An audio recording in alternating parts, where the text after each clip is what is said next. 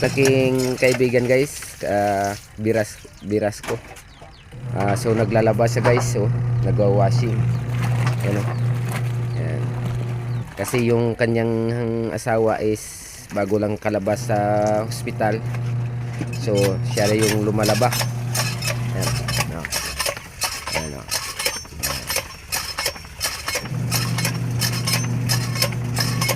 Lumalaba siya guys. Nagwa-washing.